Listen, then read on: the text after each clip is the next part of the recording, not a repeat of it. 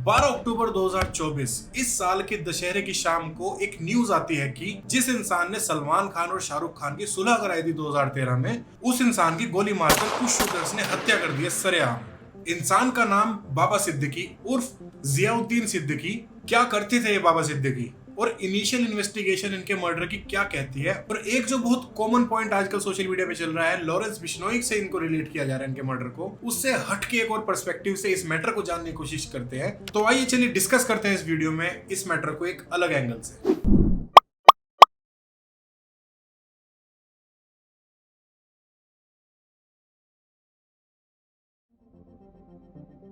Video शुरू करने से पहले मैं एक चीज साफ साफ क्लियर करना चाहता हूं दोस्तों कि मुझे इस वीडियो को बनाने के लिए किसी ने नहीं कहा है। इस वीडियो के साथ मैं एक नया पर्सपेक्टिव आपके साथ शेयर करने की कोशिश कर रहा हूं जो कि सोशल मीडिया के ट्रेंड से हटके है। दोस्तों, रिपोर्ट्स के अनुसार बाबा सिद्दीकी रात को लगभग 9 से 9:30 बजे के आसपास अपने बेटे जीशान सिद्दीकी के ऑफिस से बाहर निकलते हैं और पास में ही एक राम मंदिर है जहां पर दशहरा के उपलक्ष्य में लोग पटाखे जला रहे थे, तो वो भी उनके साथ लगकर पटाखे जला रहे थे उनके साथ। वहीं विजयदशमी के उपलक्ष्य पर मां दुर्गा जी की विसर्जन की यात्रा निकल रही थी, तो वहां भी काफी भीड़ इकट्ठी थी। अब अचानक से पता लगता है कि बाबा सिद्दीकी को कुछ शूटर्स ने आकर गोली मार दी है। अब पहला ख्याल ये आता है दोस्तों कि 3 बार एमएलए रह चुके एक इंसान को, एक पॉलिटिशियन को, एक वीआईपी को क्या पुलिस की सिक्योरिटी नहीं थी? बिल्कुल थी दोस्तों, लेकिन रिपोर्ट्स के अनुसार उनके गार्ड्स को, उनके जो पुलिस कर्मी मिले हुए थे उनको सुरक्षा के लिए, शूटर्स ने उनके ऊपर पेपर स्प्रे कर दिया था और उसके बाद बाबा सिद्दीकी के ऊपर गोलियां बरसा दी। और जो उनके ऊपर गोलियां चलाई गई उसकी आवाज पटाखों के शोर के नीचे दब गई, तो लोगों को पता भी नहीं लगा। जैसे ही लोगों को धीरे धीरे रियलाइज हुआ कि बाबा सिद्दीकी को शूटर्स ने गोलियां मार दी और वो भाग गए हैं, लोगों ने उनको फटाफट से हॉस्पिटल पहुंचाया। हॉस्पिटल का नाम बताते हैं लीलावती हॉस्पिटल, जो कि वहीं पास के एक एरिया में पड़ता है। लेकिन हॉस्पिटल पहुंचते पहुंचते काफी खून बहने की वजह से उनकी 11 साढ़े 11 बजे डॉक्टर्स उनको डेड डिक्लेयर कर देते हैं। जैसे ही खबर फैलती है, मुंबई पुलिस जोरों शोरों से इन्वेस्टिगेशन चालू कर देती है। क्योंकि एक वीआईपी केस था, मुंबई पुलिस ने इस मैटर को अर्जेंट बेसिस पर डील करना शुरू किया इस मैटर के साथ और जोरों शोरों से इन्वेस्टिगेशन शुरू कर दी। और कुछ ही समय बीतता है कि मुंबई पुलिस 2 शूटर्स को पकड़ भी लाती है। पहला कर्नेल सिंह, जो कि हरियाणा से बताए जा रहे हैं, दूसरा धर्मराज कश्यप, जो कि उत्तर प्रदेश से है, और तीसरा शूटर जिसका नाम शिव कुमार बताया जा रहा है, वो भी यूपी से ही बिलोंग करता है, ऐसा बताया जा रहा है। आज की डेट में जब मैं वीडियो बना रहा हूँ तो पुलिस जोरों शोरों से उसका भी पीछा कर रही है, उसको भी ट्रैक कर रही है। एक और शूटर इन्वॉल्व बताया जा रहा है इसमें रिपोर्ट्स के अनुसार। एक्यूज्ड है एक बंदा जिसका नाम है मोहम्मद जीशान अख्तर। इस चौथे बंदे का भी इन्वॉल्वमेंट इस मर्डर केस में बताया जा रहा है। कुछ समय बीतता है और महाराष्ट्र पुलिस एक और आदमी को अरेस्ट कर लेती है जिसका नाम बताया जा रहा है प्रवीण लोनकार। ये आदमी वो था जिसने इस मर्डर के लिए इन शूटर्स को 50-50 हजार रुपए दिए थे, क्योंकि शूटर्स जो थे वो कॉन्ट्रैक्ट किलर्स थे।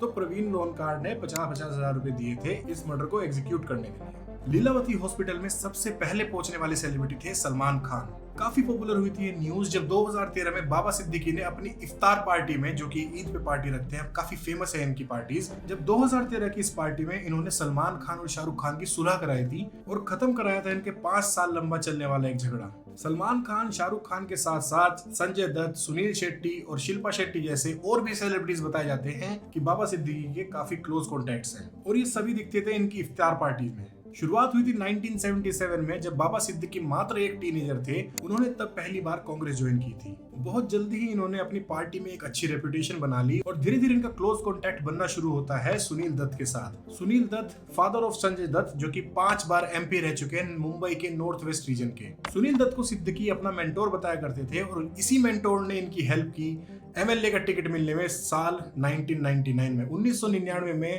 पहली बार बाबा सिद्दीकी को टिकट मिला एमएलए का, मुंबई के बैंड्रा वेस्ट रीजन का। इस टिकट पे उन्होंने पहली बार इलेक्शन लड़ा 1999 में और ये जीत गए और आने वाली 3 टर्म्स भी ये लगातार जीते। उसके बाद साल 2004 से 2008 में बाबा सिद्दीकी स्टेट मिनिस्टर भी बनते हैं महाराष्ट्र के। डिफरेंट डिपार्टमेंट्स में इनको मिनिस्ट्री मिलती है, जिसमें food, labour, civil supplies, FDA और कंज्यूमर प्रोटेक्शन जैसे डिपार्टमेंट्स आते हैं। और सरकार थी उस समय कांग्रेस एनसीपी की महाराष्ट्र में। इसके साथ साथ बताया जाता है कि बाबा सिद्दीकी के अंडरवर्ल्ड में भी कॉन्टैक्ट्स थे, जैसे कि दाऊद इब्राहिम और छोटा शकील के साथ इनके कॉन्टैक्ट्स बताए जाते हैं। जो पहला काफी सीरियस इनके ऊपर एक्यूजिशन लगता है वो है SRA स्कैम का। SRA का मतलब होता है स्लम रिहेबिलिटेशन अथॉरिटी। SRA को इजी लैंग्वेज में समझें तो मुंबई में, अब जैसे कि आप सब लोग जानते होंगे कि बहुत सारे स्लम्स हैं, तो गवर्नमेंट ने एक स्कीम निकाली है कि एक पर्टिकुलर स्लम को पकड़ेंगे, उस पूरे स्लम को हटाया जाएगा और वहां पर कुछ डेवलपर्स को, कुछ बिल्डर्स को एक कॉन्ट्रैक्ट दिया जाएगा जिसमें उस पूरे एरिया पे high rise building, luxury buildings बनाई जाएगी और वहां जो रहने वाले लोग थे, कुछ एरिया में मकान उनको मिल जाएंगे जो स्लम्स में रहते थे, और बाकी बचे हुए मकान जो है वो बिल्डर्स बेच पाएंगे प्रॉफिट पे आम जनता को। तो ये एक विन विन सिचुएशन क्रिएट कर देती है जहां पर जो लोग स्लम्स में रहते थे उनको भी पक्के मकान मिल जाते हैं और जो बिल्डर्स हैं, जो डेवलपर्स हैं, जिनको कॉन्ट्रैक्ट मिलता है, वो बाकी बचे हुए मकानों को प्रॉफिट पर बेचकर पैसा कमाते हैं। एक स्लम एरिया है मुंबई में, जमात ए जमूरी, जो कि बांद्रा एरिया में पड़ता है, जहां पर बाबा सिद्दीकी का काफी अरसों से अच्छा खासा दबदबा है, एक अच्छा खासा इन्फ्लुएंस है उनका इस एरिया में। अब जो जमात ए जमूरी स्लम है, उस स्लम को गवर्नमेंट ऑफ महाराष्ट्र ने एक SRA प्रोजेक्ट के अंदर डाल दिया। इसका मतलब अब जो बारी है डेवलप होने की वो जमात ए जमूरी स्लम की है। अब बाबा सिद्दीकी उस टाइम पे थे MHADA के हेड। MHADA का मतलब है Maharashtra housing and area development authority. Baba Siddiqui उस टाइम पर इस ऑर्गेनाइजेशन के हेड थे। ये ऑर्गेनाइजेशन डील करती है आसपास के एरिया के डेवलपमेंट में, इंफ्रास्ट्रक्चर का जो डेवलपमेंट होता है जिसमें रोड्स और बिल्डिंग्स आती है, उस चीज को ये ऑर्गेनाइजेशन मैनेज करती है। ईडी जो कि एनफोर्समेंट डायरेक्टरेट होती है, जो कि इन्वेस्टिगेशन अथॉरिटी है इंडिया की बहुत प्रमुख। बाबा सिद्दीकी ने अपनी पोजीशन का मिसयूज किया था और FSI, जिसका मतलब है फ्लोर स्पेस इंडेक्स, उसको 2 नहीं 3 नहीं बल्कि 4 बार से ज्यादा इन्होंने बढ़ाया था। फ्लोर स्पेस इंडेक्स का मतलब होता है कि एक रूल होता है कि एक पर्टिकुलर एरिया में एक बिल्डर इतने ही फ्लैट बना सकता है, तो इन्होंने उसको 4 गुना से भी ज्यादा बढ़ा दिया था, जिसमें बिल्डर्स का बहुत फायदा हो रहा था। अब जितना ज्यादा FSI उतने ज्यादा फ्लोर्स, और जितने ज्यादा फ्लोर्स उतने ज्यादा फ्लैट्स और उतना ही ज्यादा प्रॉफिट। और इंडिया टुडे की रिपोर्ट के अनुसार बाबा सिद्दीकी को इस दौरान अपना कमीशन मिलता रहा। जिस स्लम की हम बात कर रहे हैं, जमात ए जमूरी, जो कि बांद्रा में पड़ता है, उसके रीडेवलपमेंट में 2 कंपनीज थी, जिसमें से एक थी पिरामिड डेवलपर्स। अब जब ईडी ने इनकी फाइनेंशियल बुक्स देखी तो उन्होंने अंदाजा लगाया कि ये कंपनी फाइनेंशियली स्टेबल नहीं है, इसके पास इतना पैसा नहीं है कि इतने बड़े कॉन्ट्रैक्ट हो, इतनी बड़ी एक प्रोजेक्ट को अंडरटेक कर सके। लेकिन फिर भी बड़ी आसानी के साथ पिरामिड डेवलपर्स कंपनी ने इन प्रोजेक्ट्स को अंडरटेक किया और विद इन टाइम इनको पूरा भी कर दिया। अब इस चीज पे शक हो रहा है कि ये मनी लॉन्ड्रिंग का केस है, क्योंकि नंबर 1 का पैसा उनके पास इतना नहीं था, बट फिर भी उन्होंने प्रोजेक्ट सारे पूरे कर दिए। इस केस में भी स्पेकुलेट किया जा रहा है कि बाबा सिद्दीकी इन्वॉल्व थे इसमें भी।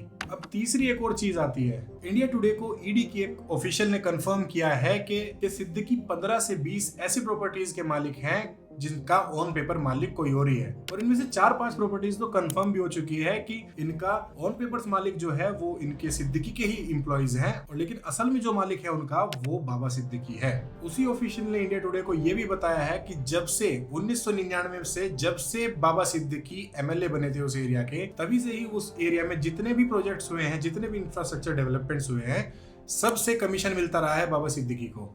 करंट सिचुएशन ये है कि कुछ चीजें तो कंफर्म कर दी है ईडी ने कि हाँ भाई ये हुई है, लेकिन एक फाइनल रिपोर्ट जो है, एक फाइनल रिजल्ट जो है इस चीज का, इन्वेस्टिगेशन का, वो अभी आना बाकी है, जो कि बहुत जल्द आ जाएगा, क्योंकि ईडी इस काम को काफी तेजी से कर रही है। टोटल स्कैम का अमाउंट जो कि SRA का बताया जा रहा है वो 2000 करोड़ का बताया जा रहा है, क्योंकि जो 2 कंपनीज इसमें इन्वॉल्व थी, दोनों के हिस्से में 40-40 फ्लैट्स आ रहे थे, और उस एरिया का मार्केट रेट लगभग 25 करोड़ रुपए पर फ्लैट चल रहा था, जिसका अमाउंट मोटा मोटा 2000 करोड़ रुपए बनता है। एक बहुत इंपॉर्टेंट चीज दोस्तों, जो भी सारे मैंने स्कैम्स और इन्फॉर्मेशन इस वीडियो में अभी तक शेयर की है, उस सबका डिस्क्रिप्शन में आपको लिंक मिल जाएगा, रेफरेंसेस आपको डिस्क्रिप्शन में मिल जाएंगे, आप जाकर खुद भी देख सकते हैं और कंफर्म कर सकते हैं ये चीजें। अब करते हैं दोस्तों मुद्दे की बात। लॉरेंस बिश्नोई को हमारी सोशल मीडिया पुलिस ने बाबा सिद्दीकी के कत्ल का गुनहगार बता दिया है, उनको उनका मर्डरर घोषित कर दिया है, क्योंकि ये जो स्कैम्स और करप्शन की बातें मैंने आपके साथ इस वीडियो में डिस्कस की है, नॉर्मल पब्लिक को इसका पता ही नहीं है। मीडिया हमारी इन चीजों को कवर आजकल नहीं करती है, और खुद से जानने की कोशिश हम तब करेंगे जब हमें टाइम मिलेगा इंस्टाग्राम रील्स और वेब सीरीज के बिंज वॉचिंग से। मैं बिल्कुल भी लॉरेंस बिश्नोई की साइड नहीं ले रहा हूँ, उसको बेगुनाह नहीं बता रहा हूँ। उसके ऊपर 24 से ज्यादा केसेस दर्ज हैं आज के टाइम में, और वो 10 साल से जेल में भी है। इस टाइम पे वो गुजरात की साबरमती जेल में है, जहाँ पर वो अपनी सजा काट रहा है, और कुछ सोर्सेज के अकॉर्डिंग वहीं से ही, जेल में से ही वो 700 से ज्यादा शूटर्स जो कि इंटरनेशनल लेवल पर काम करते हैं, वहां से उनको वो हैंडल करता है। तो डेफिनेटली दोस्तों एक बहुत डेंजरस गैंगस्टर है लॉरेंस बिश्नोई, और हो सकता है कि उसी का किया गया हो ये काम, लेकिन हम लॉरेंस बिश्नोई के एंगल को लेकर इतना बिजी हो गए हैं, इतना उसको हमने विश्वास कर लिया है इस एंगल पर, कि एक और काफी इंपॉर्टेंट, बहुत इंपॉर्टेंट हमने एंगल मिस कर दिया है। अभी के टाइम पे हमारी धारणा ये है, हमारा सोचना ये है कि बाबा सिद्दीकी जो है वो सलमान खान के दोस्त थे, सलमान खान का दुश्मन लॉरेंस बिश्नोई, तो वहां से हम ये कनेक्शन बिठा रहे हैं। लेकिन जो बाबा सिद्दीकी के ऊपर एक्यूजेशंस हैं, स्कैम्स के, करप्शन के, जो इनके ऊपर आरोप लगे हैं, इनकी बातें कोई कर ही नहीं रहा है। मेरे हिसाब से इसके बारे में भी हमें सोचना चाहिए। खैर, इन्वेस्टिगेशन जोरों शोरों से चल रही है, वीआईपी केस है, तो उम्मीद करते हैं कि जल्दी हमें इसका रिजल्ट मिलेगा, सच सामने आ ही जाएगा। ये कुछ चीजें थी जो मेन स्ट्रीम मीडिया में हमें देखने को नहीं मिलती है कि बाबा सिद्दीकी के ऊपर कितने सारे करप्शन चार्जेस थे और क्या क्या चल रहा था। वो मेरा फर्ज था आपको बताना। बाकी जो भी हो, ईडी की रिपोर्ट भी बहुत जल्दी आ जाएगी और मैं आशा करता हूँ कि मुंबई पुलिस इस मर्डर को भी जल्दी सॉल्व कर लेगी। मैं मिलता हूँ आपको अगली वीडियो में। Till then, think about it.